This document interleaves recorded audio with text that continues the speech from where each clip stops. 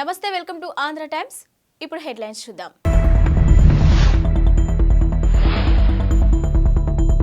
Japan నుంచి హైదరాబాద్ చేరుకున్న junior NTR తీవ్ర భూకంపంపై షాక్. ప్రయాణికులకు మరో గుడ్ న్యూస్ చెప్పిన శంషాబాద్ విమానాశ్రయం.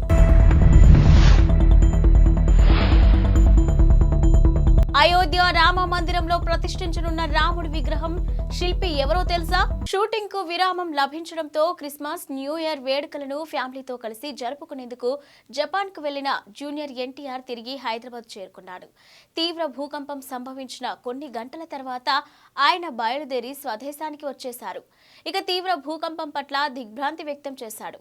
ఈ మేరకు ఎక్స్ వేదికగా స్పందించాడు. జపాన్ నుంచి ఈ రోజు ఇంటికి తిరిగొచ్చాను. తీవ్ర భూకంపాలు సంభవించడం షాక్ కు గురిచేసింది. గత వారం అంతా అక్కడే గడిపాను. భూకంపం ప్రభావితమైన వారందరికీ నా సానుభూతి తెలియజేస్తున్నాను. జపాన్ ప్రజల విశ్వాసానికి అభినందనలు. త్వరగా కోలుకోవాలని ఆశిస్తున్నాను. దృఢంగా ఉండు జపాన్ అంటూ సోమవారం అర్ధరాత్రి ఆయన ఎక్స్ వేదికగా ఆయన రాసుకొచ్చారు. ఇక కాగా భార్య లక్ష్మీ ప్రణతి, ఇద్దరు కొడుకులు అభయ్, భార్గవులతో కలిసి జూనియర్ ఎన్టీఆర్ జపాన్ వెళ్లిన విషయం తెలిసిందే. ఖాళీ సమయం దొరికినప్పుడల్లా జూనియర్ ఎన్టీఆర్ కుటుంబంతో తరచూ అక్కడికి వెళ్తూనే ఉంటాడనే విషయం తెలిసిందే. ఇక మరోవైపు సోమవారం తీవ్ర వరుస భూ ప్రకంపనలు జపాన్ను వణికించాయి. 8 మంది ప్రాణాలు కోల్పోయారు. ఇక సునామీ వచ్చే అవకాశాలు కూడా ఉన్నాయని హెచ్చరికలు జారీ చేశారు. నూతన సంవత్సరం సందర్భంగా ప్రయాణికులకు శంషాబాద్ విమానాశ్రయం ఓ గుడ్ న్యూస్ చెప్పింది. బోర్డింగ్ పాస్, లగేజీ కౌంటర్ల వద్ద క్యూలకు స్వస్తి పలికేలా సెల్ఫ్ చెకింగ్ విధానాన్ని అందుబాటులోకి తెచ్చింది.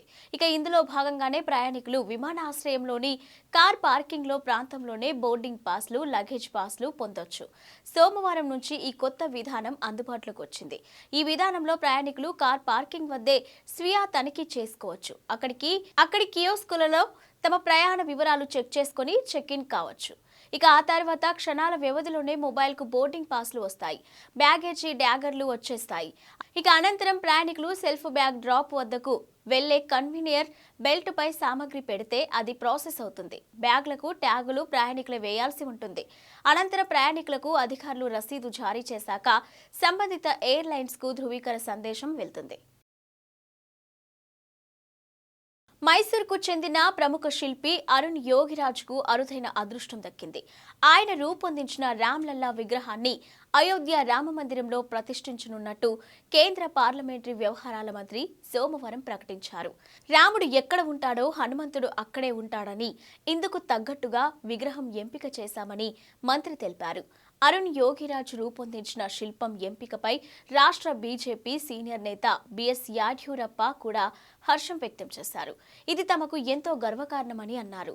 రాష్ట్రంలోని రామభక్తుల సంతోషం రెట్టింపైందన్నారు. శిల్పి అరుణ్ యోగిరాజ్కు శుభాకాంక్షలు తెలిపారు. కేరళకు చెందిన జై హింద్ టీవీ ఛానల్లో పెట్టుబడుల వ్యవహారంలో Karnataka deputy CM, Congress senior నేత డీకే శివకుమార్ కు సీబీఐ మరోసారి నోటీసులను జారీ చేసింది. ఇక విచారణ కోసం ఈ నెల 11న ఢిల్లీలోని తమ కార్యాలయానికి రావాలని పేర్కొంది. ఇక జై హింద్ టీవీలో పెట్టుబడులు, వాటాల వివరాలు తెలపాలని కోరింది. ఈ కేసులో శివకుమార్, ఆయన భార్య ఉషాతో పాటు మరో 30 మందికి కూడా సీబీఐ నోటీసులను పంపించింది. కాగా జై హింద్ ఛానల్లో పెట్టుబడులు రహస్యం కాదని డీకే శివకుమార్ చెప్తున్నారు. ఛానల్లో తనకు వాటా ఉందని 2017-18లో దాఖలు చేసిన ప్రమాణ పత్రం, ఆస్తి వివరాలలో ఆయన పేర్కొన్నారు. లోక్సభ ఎన్నికలు సమీపిస్తుండటంతో తనపై ఒత్తిడి పెంచేందుకే కేంద్ర ప్రభుత్వం దర్యాప్తు సంస్థల ద్వారా వేధిస్తుందని ఆయన ఆరోపిస్తున్నారు. కాగా డీకే శివకుమార్ ఆదాయానికి మించిన ఆస్తులు కలిగి ఉన్నారనే ఆరోపణలు ఎదుర్కొంటున్నారు. 2013-18 కాలంలో ఆయన ఆదాయం లెక్కకు మించి ఉందని 2020లో సీబీఐ కేసు నమోదు చేసింది. ఇక పలు అవినీతి ఆరోపణలు, ఢిల్లీలోని ఫ్లాట్లతో పాటు 8 కోట్ల నగదు పట్టుబడిన వ్యవహారంలో సీబీఐ, ఈడీ నమోదు చేసిన కేసులను ఆయన ఎదుర్కొంటున్నారు. హింద్ టీవీ ఛానల్లో పెట్టుబడుల వ్యవహారంలో శివకుమార్ పై కేసును సీబీఐ దర్యాప్తు చేపట్టేందుకు వీలుగా యాడ్యూరప్ప సీఎంగా ఉన్న సమయంలో కర్ణాటక ప్రభుత్వం అనుమతులిచ్చింది. అయితే గతేడాది కాంగ్రెస్ ప్రభుత్వం ఏర్పడ్డాక నవంబర్ 20న జరిగిన మంత్రివర్గ సమావేశంలో సీబీఐ అనుమతిని రద్దు చేశారు. కేబినెట్ నిర్ణయాలు సవాలు చేస్తూ బీజేపీ నాయకుడు బసనగౌడ పాటిల్ యత్నాలు ఉన్నత న్యాయస్థానంలో రిట్ పిటిషన్ వేయగా విచారణ జరుగుతుంది.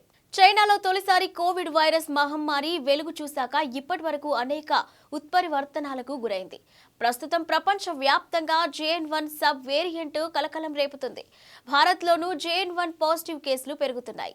ఇక గడిచిన 24 గంటల్లో భారత్ 636 కరోనా పాజిటివ్ కేసులు నమోదయ్యాయి. దాంతో యాక్టివ్ కేసుల సంఖ్య 4394కి పెరిగింది. వీటిలో JN.1 సబ్ వేరియంట్ కేసులు కూడా ఉన్నాయి. దేశంలో కొత్తగా 4 మరణాలు నమోదయ్యాయి. ప్రస్తుతం భారత్లో కోవిడ్ JN.1 యాక్టివ్ కేసుల సంఖ్య 197కు పెరిగింది. ఒక్క కేరళలోనే ఈ కేసుల సంఖ్య 83గా ఉన్నట్లు తెలిపారు. ఇక కాగా తెలంగాణలో JN.1 కేసులు 2 నమోదయ్యాయి. JN.1 సబ్ వేరియంట్తో భయపడాల్సిన పనేమీ లేదని కేంద్రం చెబుతుంది. జపాన్లో ఇవాళ భారీ భూకంపం సంభవించిన సంగతి తెలిసిందే. 5 గంటల వ్యవధిలోనే 50 సార్లు భూమి కంపించడంతో జపాన్ ప్రజలు హడలిపోయారు. ఇల్లు, ఆఫీసుల నుంచి బయటకి పరుగులు తీశారు. మొదట 3.4 తీవ్రతతో మొదలైన భూ ప్రకంపనలు గరిష్టంగా 7.6 తీవ్రతకు చేరుకున్నాయి. భూకంపం ప్రభావంతో జపాన్ పశ్చిమ తీర ప్రాంతం రాష్ట్రాలైన ఇషికావా, నిఘాటా, టొయోమోలో పలు చోట్ల అగ్ని ప్రమాదాలు జరిగాయి. ఇక పెద్ద ఎత్తున ఆస్తి నష్టం జరిగింది. ఇక భారీ భూకంపం ధాటికి సముద్ర అలలు పోటెత్తగా సునామీ హెచ్చరికలు కూడా జారీ చేశారు. ఇప్పటికే జపాన్ పశ్చిమ తీరాన్ని సునామీ అలలు తాకాయి. ప్రజలు సురక్షిత ప్రాంతాలకు చేరుకోవాలని అధికారులు హెచ్చరించారు. అటు రష్యా, ఉత్తర కొరియా దేశాల్లోనూ భూ ప్రకంపనలు వచ్చాయి. ఈ 2 దేశాల పరిధిలోనూ చాలా చోట్ల సునామీ హెచ్చరికలు జారీ చేశారు. ఏపీ మంత్రి, వైఎస్ఆర్సీపీ కీలక నేత గుడివాడ అమర్నాథ్ నూతన సంవత్సరం 2024 తొలి రోజున ఆధ్యాత్మికంగా గడిపారు. కుటుంబ సమేతంగా పవిత్ర వారణాసి నగరంలోని కాశీ విశ్వనాథుడిని దర్శించుకున్నారు. స్వామివారి ఆలయంలో ప్రార్థనలు చేశారు. ఈ విషయాన్ని ఎక్స్ వేదికగా ఆయన వెల్లడించారు. ఈ సందర్భంగా ఫ్యామిలీ ఫోటోని ఆయన పంచుకున్నారు. ఈ కొత్త సంవత్సరంలో ఆంధ్రప్రదేశ్ ప్రజలు సంతోషంగా, ప్రశాంతంగా, ఏ విధమైన లోటుపాట్లు లేకుండా శ్రేయస్కరంగా ఉండాలంటూ కోరుకున్నానని రాసుకొచ్చారు. ఇక తన సభ్యులతో కలిసి కాశీని సందర్శించానని తెలిపారు. కొత్త సంవత్సరం సందర్భంగా 2024లో తొలి రోజున తెలంగాణ సీఎం రేవంత్ రెడ్డి యాదాద్రి శ్రీ లక్ష్మీ నరసింహ స్వామి వారి ఆశీర్వచనాలు పొందారు.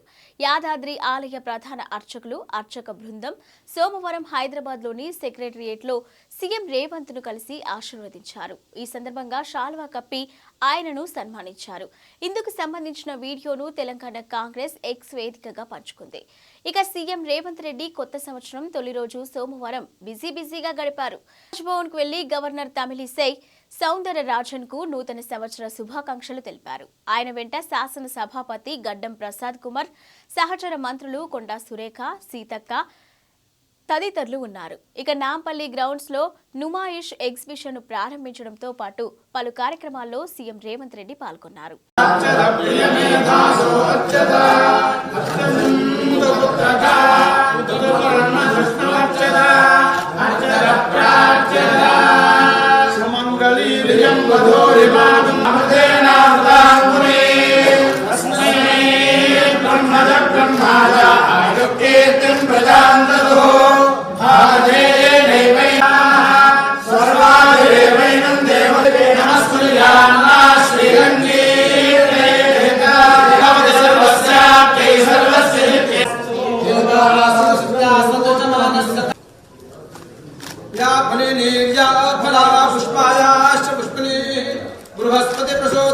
హైదరాబాద్ మాదాపూర్లోని ఓ హోటల్లో అగ్ని ప్రమాదం జరిగింది.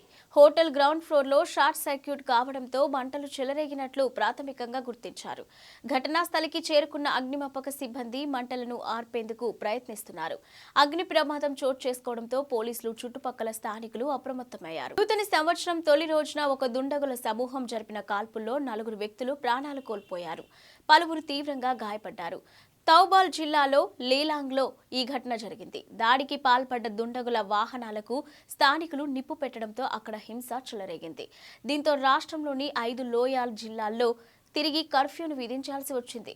ఇక తౌబాల్, ఇంఫాల్ ఈస్ట్, ఇంఫాల్ వెస్ట్, కక్చింగ్, బిష్ణుపూర్ జిల్లాల్లో కర్ఫ్యూను విధించినట్లు అధికారులు తెలిపారు. కొందరు వ్యక్తులు ఆటోమేటిక్ ఆయుధాలతో కాల్పులు జరిపారని, దోపిడీ కోసం వచ్చి ఈ దారుణానికి తెగబడ్డారని స్థానికులు చెబుతున్నారు.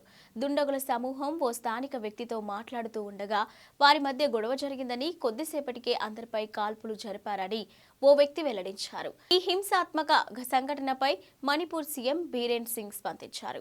హింసాత్మక సంఘటనను ఆయన ఖండించారు.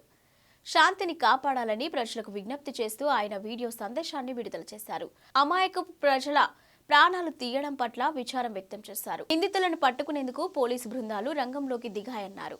నేరస్తులను గుర్తించేందుకు ప్రభుత్వానికి సహాయం చేయాలంటూ లేలాంగ్ ప్రజలను ఆయన కోరారు.